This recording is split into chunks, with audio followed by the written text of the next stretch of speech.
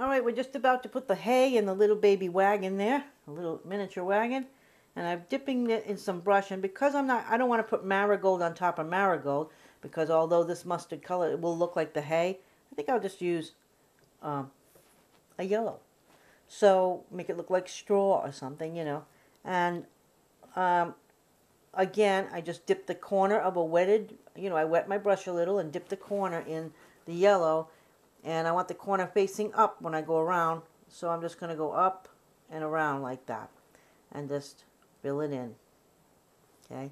Got a little on the wagon. Put your finger in it. Wipe it off. You don't like the way it looks wiped off?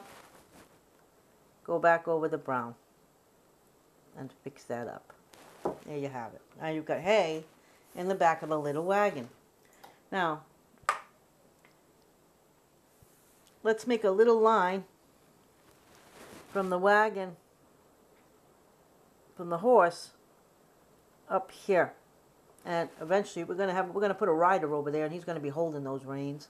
And for the horse's tail, because now I know where to put it, now I'll add a horse's tail down here like that. Okay? To match the horsey. And now we'll go back and we'll make a little person on the back of the buggy. And again, for his head, we're going to mix a little bit of marigold with a little bit of brown to give it a non-gender type, a non-ethnic type, just regular person appearance without him having a pink head. So it's sort of like a gray head, basically. Just something that stands out that looks like a head.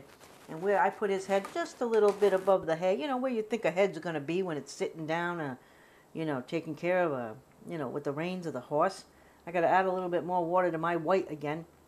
And then this time, instead of making a half circle for his hands, we're just going to make a straight line, right down to those reins. And then bring his shirt down like this.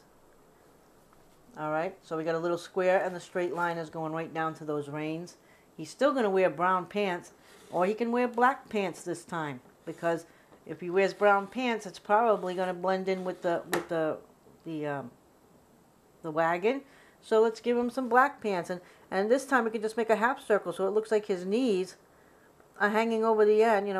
His legs are hanging over the edge. I know it's a little difficult for you to see, but that's just it, the way it is. And instead of giving him black hair this time, we'll give him the brown hair, since we didn't make his legs brown. We'll just give him a little brown haircut. Okay, if you wanted, you could put a hat on him if you really want to get good. And sometimes you can put I think in this one here, is it this one? On one of my eggs, I think I put a little boy. Let me find him. Oh God, I'm knocking all my eggs over. Told you, these things, they'll knock over pretty easy. Here we go.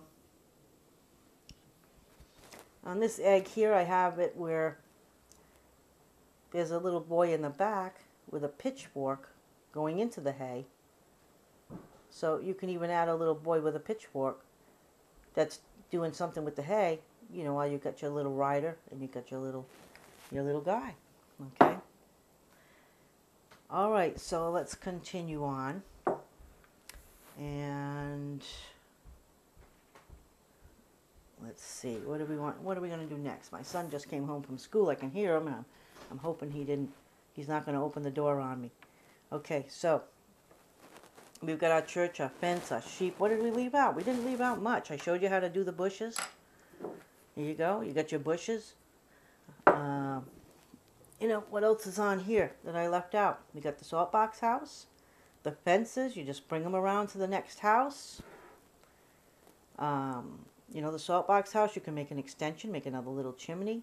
This is just done a little differently. This is just 2 rectangles with a roof that's somewhat done like this, except it doesn't have chimneys.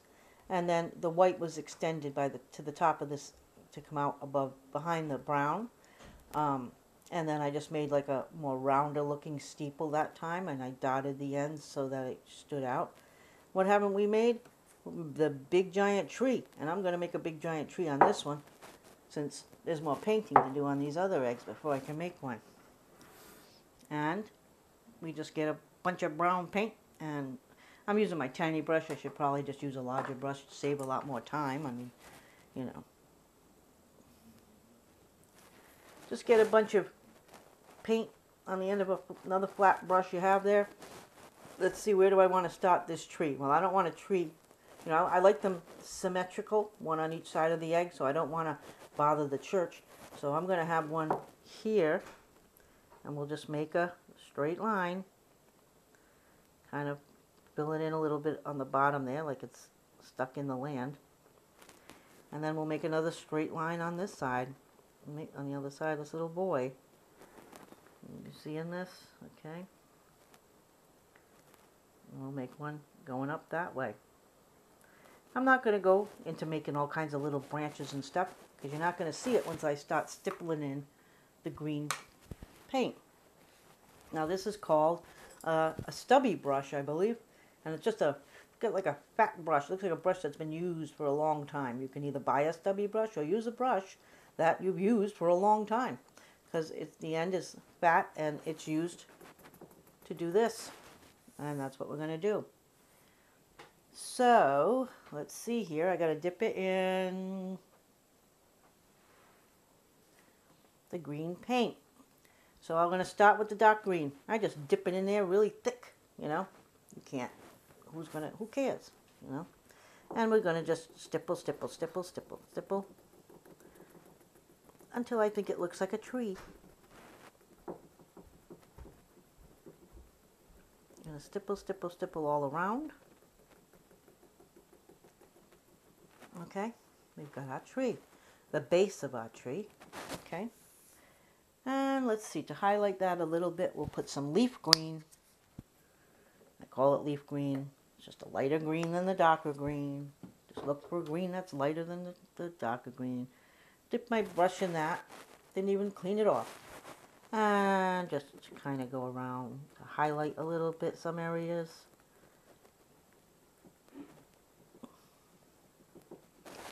The sun's beating on the happy little tree. Okay, I'm not using the, let's see, I'm going to do this. Here's a little bit of orange paint. I'll take that, as you can see, and it's got some orange there. And we'll just stipple in some orange to give it some leaves. Or some background, just a little background color. And that's that. So now, I prefer to have yellow flowers because they really stick out. You could even make red dots for an apple tree. But let's do some yellow dots today. Am I going to wait for that to dry? No, because I don't have the patience for that. So I'm going to take the back of this brush here. I don't use a stylus tool. I just use the back of a brush, the same stubby brush I just used. I'm going to use the back end of it. I'm going to dip it in the yellow. And that's what I use to make my dots. Make about 3 dots, just dip the edge again, make about 3 more dots, dip the edge again, make about 3 more dots, and away you go. You start putting flowers on your tree. Okay? Now I'll show you one of these that I did that hasn't even been dipped yet in the, and this is a hen egg that I did, and again, we've got the house. There's a lot of stuff on this one. I even put little flowers at the bottom of the salt box house there. The mustard color salt box house looks really nice against the green. Not so nice, obviously, against its same old color. Is another different church altogether. This one has the tree with the thing. It's got your little people. Okay, that's one that was done. And then here's one where I did use the red and made an apple tree. And it even has texture. After you dip it, it has texture. And then at the bottom, you know, you're going to paint all blue along the bottom. And I should probably do that for you. So we're going to go to another part of this video so I can do the blue. We'll see you in a few.